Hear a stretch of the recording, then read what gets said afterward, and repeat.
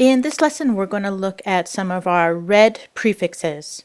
There are 15 in total, but in our intro course, we're only looking at the first 5.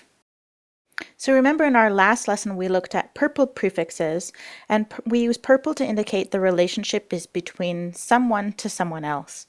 In this lesson, we're looking at red prefixes, which we use to indicate the relationship is between someone and something. So looking here, we have ge, which means I to it. Se, our next prefix, means you to it. Ra, he to it. Ye is she to it. And ga is it to it. So we have our first 5 prefixes. Now remember, they don't mean anything on their own. We need to combine them with a verb root. Now let's look at conjugating this root with, these prefixes with our first root, which is nuwe. And we're going to look at the rules that go along with conjugating that verb. Every verb is made up of a prefix and a root, and an aspect ending, and sometimes there are modifiers on the beginning, but we are looking at the most simplest form of a verb, which is just the root and the prefix. So let's start here. Nuwe, which means to like something, when we use it with the red prefixes. We can also actually use it with purple and blue, but in this lesson we're looking at red. So that is going to mean somebody likes something. Now you'll be learning a lot about aspect endings and further modifying the verb, so we don't have to talk about that in the introductory course. For now, we'll just learn that this particular root has this aspect ending. It has a glottal S. So the root where you see the dashes here, the beginning and the end, indicate that something else is going on. And in this particular case, this particular root ends with the glottal S. So we'll just put that on there. And the next thing that we have to do when conjugating a verb is to learn about where the accent is going to go. Now there's more information about accents and glottal marks in a video in your orientation folder that talks about how all of that works. Now you'll notice that this verb has an H in the middle, and usually, most often, an accent will go on the second last syllable, and they always go on a vowel, never on a consonant. So in this case, our second last vowel is that ON you see there. Is a vowel in Ganyangeha. So that is where our accent is going to go, over top of that O, although the ON is the full vowel.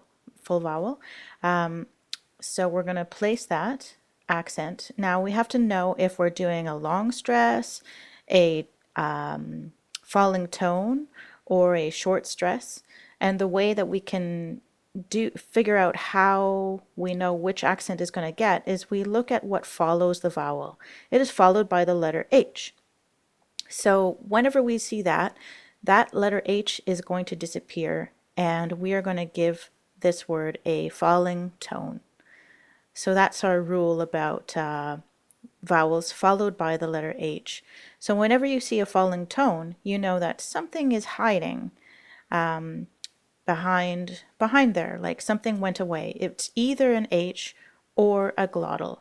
And in this case, because we see this vowel is followed by the letter W, we have another rule there. And this is maybe getting into too many rules, but W is a hint that what is missing there is actually a letter H.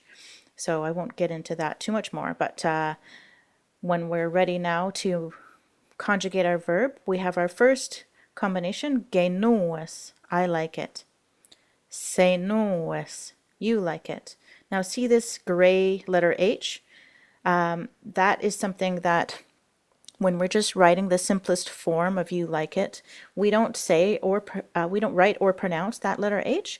It's just simply senues. But when we further modify it by, say, negating it or changing the tense later on down the road, you'll learn about changing tenses. Then we would have to put that letter H in there to maintain the S sound. So we'd have always that S sound. We have ra nuis, he likes it, ye nuis, she likes it, and ga nuis, it likes it.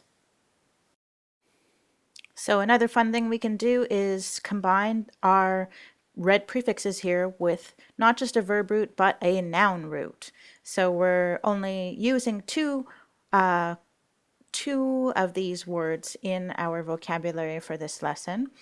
The word for boy and girl. This root, KSA glottal T, means child. So we're going to learn how to say boy and girl. Geksa'a is how you say I'm a child, but raksa'a means boy. It means he is a child, which is our word for boy. And we combine it with ye for she to it, which means she's a child, which is our word for girl. And this is how you would say I'm a child and you're a child, seksa'a and gaksa'a, which is not something we would use very often. Ungoi is another noun root, which means person. So we're going to learn how to say man and woman. So this is an O stem word. That means it starts with the letter O. This is where our accent goes. It gets a long stress. And we have a different set of prefixes for O stem words, but it's actually just a slight modification on our consonant stem prefixes. And you can see right here, our vowels from our prefixes are sort of going to fight with the vowel beginning of our root. And we have to decide which vowel we're going to keep. And the rules say that O is stronger than E generally. So we have gungwe means I'm a person. Sungwe means you're a person. Rungwe means he's a person. So that's our word for man. Rungwe.